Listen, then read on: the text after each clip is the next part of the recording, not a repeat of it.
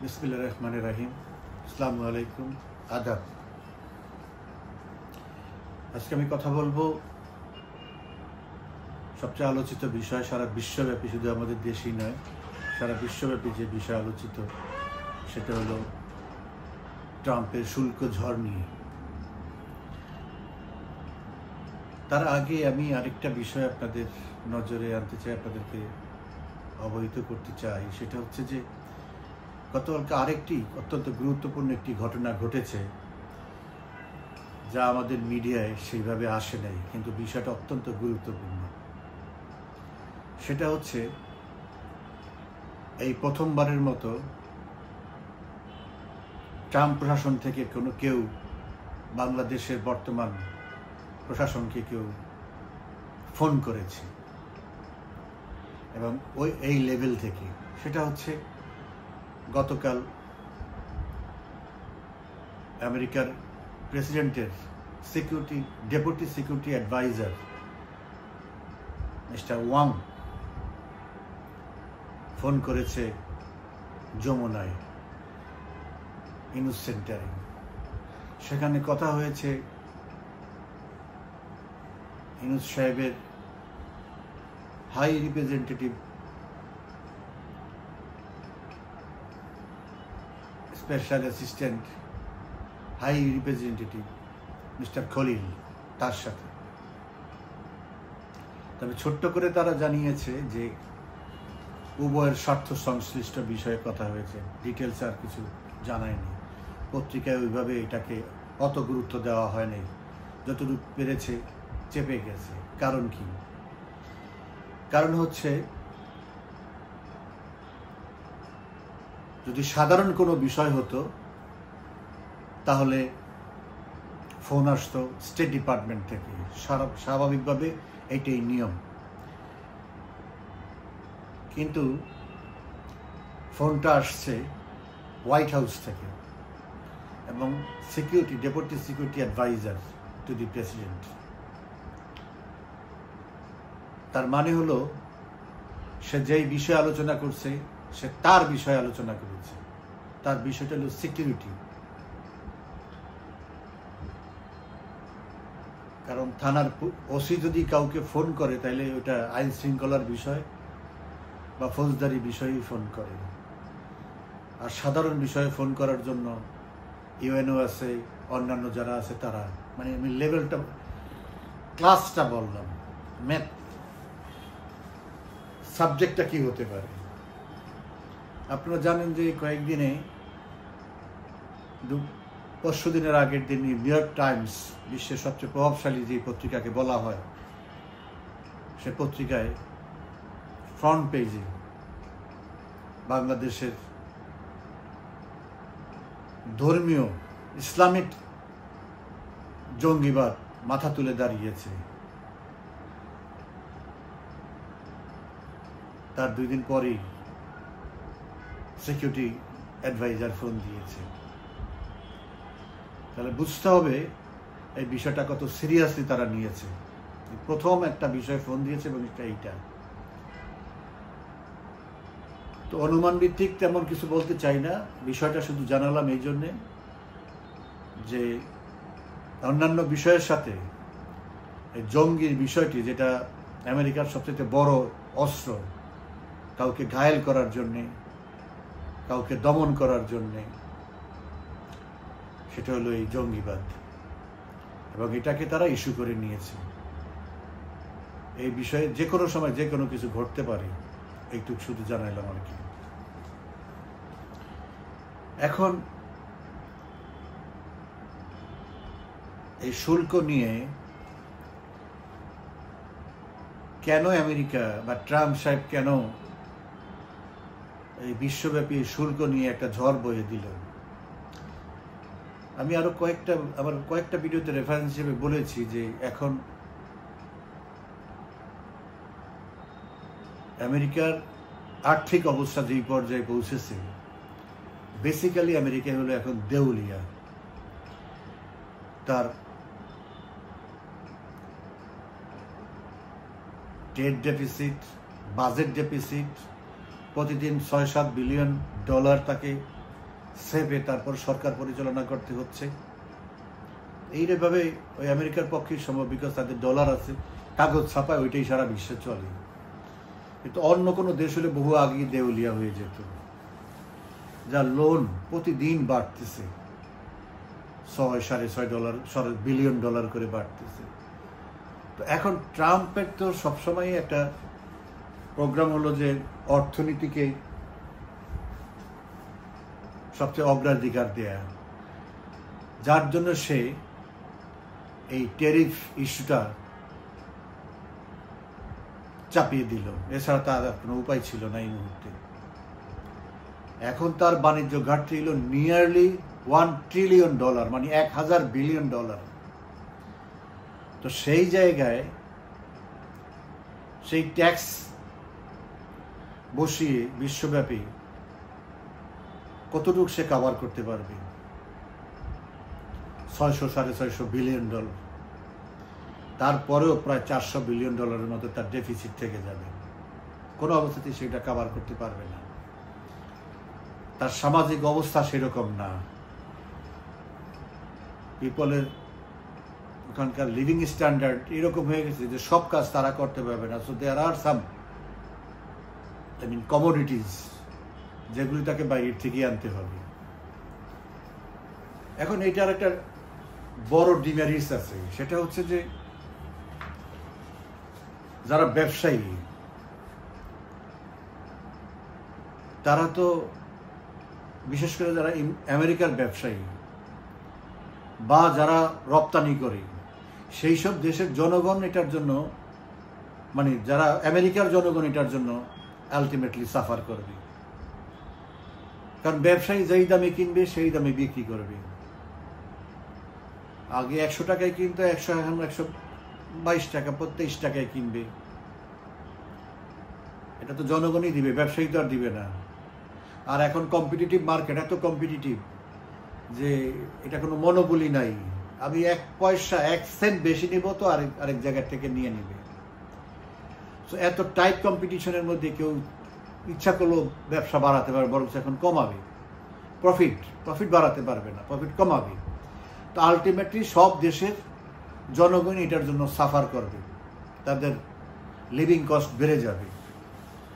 কিন্তু as a administrator ট্রাম্পের এর কোনো বিকল্প ছিল না। এখন কথা হচ্ছে যে আমাদের দেশে আসলো অনেকেই সোশ্যাল মিডিয়ায়, যারা ইনুসপক্ষীয় বা অ্যান্টি আওয়ামী লীগ, তাদেরকে বলতে শোনা যাচ্ছে যে এটা সারা বিশ্বের জন্য হয়েছে, এটা এককভাবে বাংলাদেশের জন্য হয় নাই। খুব স্বাভাবিক। আবার ডাস্টবিন শফিক আবার এটার উপরে সাথে সাথে স্টেটমেন্ট দিয়ে বলছে এটা কাজ হলো এনবিআর এর বা অর্থ মন্ত্রণালয় বা বাণিজ্য মন্ত্রণালয়, তাদের থেকে একটা বক্তব্য আসবে না। ওই ডাস্টবিন শফিক বলে ফেলছে এটা অ্যাডজাস্ট করার কাজ চলতেছে, এটা শুল্ক কমিয়ে এটা করা যেত। আমি আমার ফেসবুকে একটা স্ট্যাটাস দিছি আর কি, যে খুব দ্রুত সমস্যার সমাধান শফিক করে ফেলছে। তো এখন যদি সম্ভব হয় তাহলে আমেরিকার থেকে ইম্পোর্টটাকে আমরা জিরো করে দিই, ইম্পোর্ট ডিউটি জিরো করে দিই, তাহলে শফিকের থিওরি অনুযায়ী এই আমেরিকাও আমাদের থেকে ইম্পোর্ট জিরো করে দিবে। এই হলো এদের উদ্ভট চিন্তা আর কি। তো এখন বিশ্বব্যাপী এটা নাড়াচাড়া দিয়েছে, এটা ঠিক। তবে এখানে কিছু ব্যতিক্রমও আছে। ব্যতিক্রমটা হলো আমেরিকার শত্রুপক্ষীয় দেশ রাশিয়া, উত্তর কোরিয়া, কিউবা, এদেরকে কিন্তু এদের উপরে কোনো শুল্ক বসায় নেই। এটার আবার কারণও আছে, দুইটা কারণ আছে। একটা হচ্ছে এদের উপরে আগেই এম্বার্গো দিয়ে এদেরকে ইকোনমি, এদের এমন কোনো খুব বেশি প্রোডাক্ট নাই যেটা আমেরিকাতে যায়। কিউবার কিছু আছে, আর রাশিয়ার যেটা যায় সেটা বন্ধ করার কোনো স্কোপ নাই। সেটা হলো ইউরেনিয়াম। এটা ওদের যেই পারমাণবিক বিদ্যুৎ কেন্দ্রগুলি আছে সেখানকার জন্য ব্যবহার হয়। এটা রাশিয়ার থেকে নেওয়া বন্ধ হলে তাহলে ওটা দামও বাড়বে, তাদের নিজস্ব বিদ্যুৎ সরবরাহে বড় ধরনের সমস্যাটা সৃষ্টি হবে। তো ওইটা রাশিয়ার উপরে 21,000-এর উপরে স্যাংশন বাইডেন দিয়ে গেছে, কিন্তু এরকম দুই একটা জিনিস আছে, কেমিক্যাল, তারপরে কিছু স্টিল প্রোডাক্ট আছে, এরকম কিছু প্রোডাক্ট আছে যেগুলোর উপরে দেয় নেই, যেগুলোর অল্টারনেটিভ তাদের কাছে নেই, যেটা রাশিয়ার থেকে নিতে হবে সেই। তো রাশিয়াকে শুল্ক আরোপ করলেও তার কিছু যায় আসে না, কারণ তার থেকে তেমন কিছু নেওয়া হয় না, যার নেয় সেটা তারই এফেক্ট হবে। আরেকটা কারণ হচ্ছে রাশিয়ার সাথে ইউক্রেন নিয়ে এখন যেহেতু একটা আলোচনা চলতেছে, তো এখন শুল্ক দিলে রাশিয়া এমনি ইতিমধ্যে বিগড়ে গেছে, এটা কতটুকু কি হয়, তারপরে আরো বেশি বিগড়ে যাবে। তুমি শুল্ক পাঠাইতো, ওটা নিয়ে থাকো, আমার নেগোসিয়েশনের দরকার নেই। এই ধরনের একটা সিচুয়েশন এড়ানোর জন্য সরাসরি রাশিয়ার উপরে কোনো এফেক্ট দেয়নি। তো আবার দেখা গেছে কোনো কোনো দেশে সমানে সমানে রেসিপ্রোকাল দেওয়া হয়েছে, কি বলে, ট্যাক্স বসানো হয়েছে। যেমন ইউকে তো খুব ক্লোজ কান্ট্রি, ইউকের থেকে 10% ছিল, সেখানেও 10% দিয়েছে। টার্কিতে 10% ছিল, সেখানেও 10% দিয়েছে। সিঙ্গাপুরে 10% ছিল, সেখানেও 10% দিয়েছে। এরকম আরো কয়েকটা দেশ আছে। এটা বলার উদ্দেশ্য হলো এই যে এটাকে যেভাবে জেনারেলাইজড করা হয়েছে যে সবাইকে দিছে এই জন্য বাংলাদেশকে দিছে, ব্যাপারটা ওইরকমও না পুরোপুরি। ট্রাম্প এমন কোন, এটা কোনো নীতির উপরে, যেটা কোনো আইন না যে কংগ্রেসে আইনটা পাস হয়েছে যে রেসিপ্রোকালি সবাইকে এইভাবে দিতে হবে, বা আমি প্রেসিডেন্ট এর আগে একটা ডিক্রি জারি করছে এইটার উপরে এই নীতিমালা এটা করতে না, এটা তার ইচ্ছা মতো সে করছে। এখন সে যদি চাইতো না বাংলাদেশকে আমি ট্যাক্স দেব না, এটার একটা ভ্যালিড রিজন আছে, এখানে শ্রমিকদের সমস্যা হবে, গরিব মানুষের সমস্যা হবে, বা এখান থেকে মূল আর সোর্স অফ ইনকাম হলো গার্মেন্টস, এটার উপরে এফেক্ট হবে, এফেক্ট হলে কোটি কোটি লোক সাফার করবে, এটা একটা হিউম্যানিটেরিয়ান গ্রাউন্ড ছিল। এখন এইটাকে তুলে ধরার জন্য এই যে ট্যাক্সের ব্যাপারটা, এটা নিয়ে তো সরগোল আরো এক মাস আগের থেকে, ইতিমধ্যে কানাডা, মেক্সিকো এদের উপরে ট্যাক্স অলরেডি বসাইয়া দিছে। তো এগুলো নিয়ে যখন আলোচনা হয় তখন তো আমাদের উচিত ছিল, আমাদের যারা প্রশাসনে আছে তারা ওখানে তাদের ব্যক্তিগত লবিস্ট নিয়োগ না করে, সেটা ব্যক্তিগত, কিন্তু রাষ্ট্রের পক্ষে দরকার লবিস্ট নিয়োগ করে এটা নিয়ে কাজ করা উচিত ছিল, যাতে আমাদের এই গ্রাউন্ডে, অন্তত হিউম্যানিটেরিয়ান গ্রাউন্ডে, because of saving millions of people from sufferings, so এটা যেন আমাদের উপরে না আসে। বুঝাতে পারলে এটা দিত না, এখন সেইটার দিকে খেয়াল ছিল না, সেটা করে নাই। তারা তো অন্য জিনিস নিয়ে ব্যস্ত, তাদের শেয়ার নিয়ে ব্যস্ত, কোন সময় কোন ঝামেলা আসে, এই গ্রম বেগ্রম, ওই 7 সিস্টার নিয়ে ব্যস্ত, বঙ্গোপসাগর নিয়ে ব্যস্ত, তো নানান জিনিস আছে। এইরকম একটা জিনিস আসতেছে, এটা সবাই জানে, কিন্তু তারপরেও এখানে সেইভাবে কনসেন্ট্রেশন করা হয়নি, অ্যাটেনশন পে করে নাই সেখানে সেই রকম। তো এখন কথা হচ্ছে যে আমাদের কি ক্ষতি হবে এতে? দুইটা জিনিস। একটা জিনিস হচ্ছে যে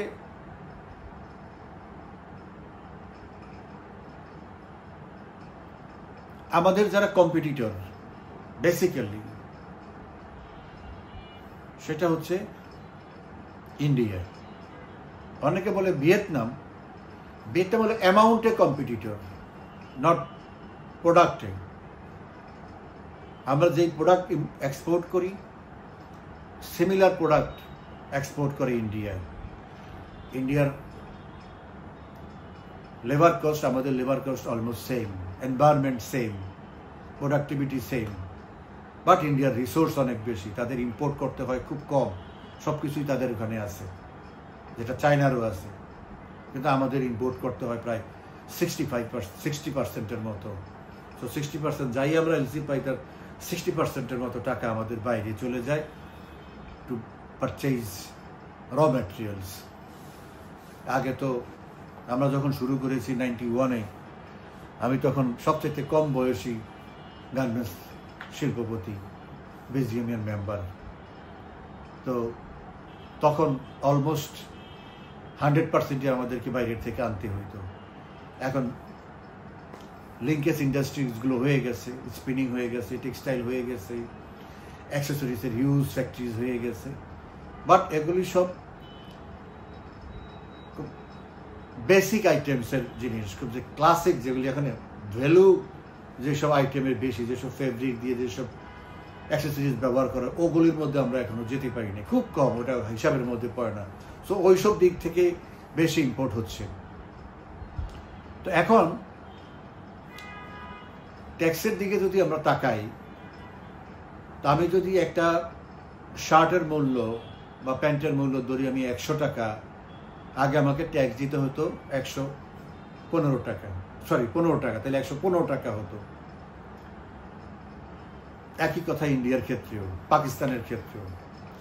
এখন ইন্ডিয়াতে 26%, পাকিস্তানে 29%, আমাদের 37%। একই জিনিস আমরা এক্সপোর্ট করি আমেরিকাতে। তো আমার প্রোডাক্টটা যে বায়ার কিনবে, সে স্টোরে সেল করবে, যদি 100 টাকায় 115 টাকায় সেল করে, 100 টাকা 137 টাকা সেল করে এখনকার ট্যাক্স অনুযায়ী, তাই ইন্ডিয়ানটা সেল করবে 126 টাকায়, এখানে 11 টাকা কম। বা পাকিস্তানেরটা 129 টাকা, এখানে 8 টাকা কম। তাহলে আগেই বলেছি এটা এত কম্পিটিটিভ মার্কেট, যেখানে একটু কম পাবে সেখানেই বায়ারও যাবে, আবার কনজিউমার যারা, ডাইরেক্ট রিটেলার যারা, রিটেল পারচেজার যারা, তারাও ওইখানে $2 কম পালে সেখানেই চলে যাবে একই প্রোডাক্ট। তো তাতে হবে কি, তাতে আমাদের এক্সপোর্টটা কমবে আমেরিকাতে। এটা যে খুব বেশি কমবে সেটাও না, আবার যেটা কমবে সেটা কাভার করার রাস্তা খুব কম। কারণ অলরেডি আমরা বিভিন্ন, যে প্রধানমন্ত্রী শেখ হাসিনা সেই উদ্যোগ নিয়েছে আরো বহু আগেই, আমেরিকার থেকে নির্ভরশীলতা কমানোর জন্য। কারণ ওদের একটা সমস্যা হলো, ওদের থেকে যদি কোনো কিছু আমরা আমার ব্যবসায় থাকি, সেটার রিমোট যদি ওদের কাছে থাকে, কন্ট্রোল যদি ওদের কাছে থাকে, তাহলে ওটা নিয়ে ওরা নেগোশিয়েট করে, ওরা ওটা নিয়ে গ্যাম্বল করে, ওটা নিয়ে প্লে করে। এজন্য আমরা অনেক আগের থেকে যে আমেরিকার যেই জিনিসের সার্ভিস থাকবে, আফটার সেল সার্ভিস থাকবে, সেটার অল্টারনেটিভ থাকলে আমরা যেন সেটা আমেরিকার থেকে না কিনি। বিকজ নানান সুতানাতায় তারা বন্ধ করে দিবে। এসে বোয়িং কিনাম দেখা গেলো আমাদের একটা এম্বার্গো দিয়ে দিল, বোয়িং এর সমস্ত সার্ভিস বন্ধ হয়ে গেলো, স্পেয়ার পার্ট বন্ধ হয়ে গেলো, যেটা রাশিয়ার ক্ষেত্রে বা অন্যান্য ক্ষেত্রে যেগুলি করে, স্যাংশন দেওয়ার সাথে সাথে এগুলি সব বন্ধ হয়ে যায়। তো এদের কখন স্যাংশন দিবে, কখন কার সাথে সম্পর্ক ভালো, কখন কার সাথে সম্পর্ক খারাপ, এটা টোটালি আনসার্টেন একটা ম্যাটার। তো যার জন্য আমেরিকার থেকে মানে না পারতে আমরা ওখান থেকে সরে আসাই ভালো। কারণ এটা অলওয়েজ রিস্কি। তাদের সাথে মাথা নত করে থাকলে ওকে, যখনই মাথা উঁচাইতে যাবো তখনই বিভিন্ন জায়গায় সুইচ চাপ দিয়ে কন্ট্রোল করতে চাইবে। তো এখন আমেরিকা এই সিচুয়েশনে যে জিনিসটা দাঁড়াচ্ছে সেটা হচ্ছে যে সলিউশন। আচ্ছা, আরেকটা জিনিস বলি, চায়না হলো বেশি ইম্পোর্ট করে। চায়না ইম্পোর্ট করে প্রায় $21 বিলিয়ন মতো, আমি রেডিমেড গার্মেন্টসের কথা বলতেছি। আর আমরা এক্সপোর্ট করি $7.5 বিলিয়ন গতবারের অনুযায়ী। তা আমাদের থেকে 3 গুণ চায়না ব্যবহার করে, এক্সপোর্ট করে।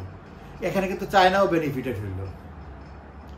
চায়নার 34%, আমাদের 33%। যেহেতু চায়নার ভলিউম বেশি, ওখানে এই 3% চায়নার বেনিফিট হবে। আমাদের অনেক কমন আইটেম আছে চায়নার সাথে। এখন অনেকে বলতে পারে ভিয়েতনামে তো 44% দিছে, তাই সেখান থেকে তো তাইলে কাস্টমার ছুটে আমাদের কাছে যাবে। আমাদের কাছে আসবে কেন? কেউ যদি ভিয়েতনাম থেকে সরেই যায়, তাহলে সে শহরের খুঁজবে হলো যে কার কাছে গেলে আমি বেশি বেনিফিট পাবো। সে যাবে ইন্ডিয়াতে। আমার কাছে আসলে 37% দিতে হবে তার ট্যাক্স, আর ইন্ডিয়াতে গেলে 26%, সে ওখানে চলে যাবে। সো একটা ড্যামেজ আমাদের হয়েছে। এটার সলিউশন কি? এটার সলিউশন পলিটিক্যাল সলিউশন। ওই আগেই বললাম কিছুক্ষণ আগে, এটা সলিউশন চাইতে গেলে আমেরিকার কাছে, আমেরিকা তখন এটা করো ওইটা করো। আর এখন ইউনুস তো পারবেই না। প্রথম কথা হলো ইউনুসের সাথে তার সম্পর্ক খারাপ, সে সুযোগ পাইছে, বাস এটাকে আটকে দিবে। এখন ইউনুস যদি বলে যে লোক লাগে বলে যে এটা করার জন্য, বলবে যে তাহলে এটা করো ওইটা করো, আমাদের তো সমস্যার শেষ নাই, এই জঙ্গির সমস্যা, গণতন্ত্রের সমস্যা, এইটার সমস্যা, নানান রকমের সমস্যা, এগুলি করো ওগুলি করো, এগুলো নানান একটা লিস্ট ধরাই দিবে, এগুলি ঠিক করো। Already security deputy security adviser গতকালকে কথা বলছে, সে কি লিস্ট ধরাই দিয়ে সেটা তো গোপন, এখন পর্যন্ত বাইরে নেই, তৎপরতায় বাইর হবে বা কিছুদিন পরে হয়তো কোনো বড় একটা পত্রিকা লিক করবে ওখান থেকে, যেভাবে নিউ ইয়র্ক টাইমস লিক করেছে, এরকম কত পত্রিকাই তো আছে, লিক করবে, সেটা থেকে সেখানে তখন আমরা জানতে পারবো কি হচ্ছে, বা কোনো অ্যাকশনে যদি যাই সে তখন জানতে পারবো। তো এখন সলিউশন ইউনূসকে দিয়ে কোনো সলিউশন হবে না, ভেরি সিম্পল। আগেই বলেছি, কারণ হলো এক হলো তার প্রতি অসন্তুষ্ট, দ্বিতীয় হলো যে দেশের যে অবস্থা, এই অবস্থায় তাদের কাছে কমপ্লেনের কোনো শেষ নাই। সো তখন বলবে যে একটার থেকে আরেকটা বলবো, ঠিক আছে আমরা দেখবো, বাট এগুলি আগে সলভ করো। তো he can't do that. Yunus is unable to solve this crisis. In that case যতদিন সে আছে ততদিন আমাদেরকে সাফার করতে হবে, কোনো উপায় নেই। এখানে প্রপার গভর্নমেন্ট না আসা পর্যন্ত, এবং প্রপার বলতে এক কথায় শেখ হাসিনা না আসা পর্যন্ত, নাইদার ডোমেস্টিক নর ইন্টারন্যাশনাল, কোনো দিকেই রিসেট করা যাবে না, রিঅ্যাসেম্বল করা যাবে না, রিস্ট্রাকচার্ড করা যাবে না, অসম্ভব। 2 দিন পরে হয়তো আরো খারাপ খবর আসবে, এটাই স্বাভাবিক।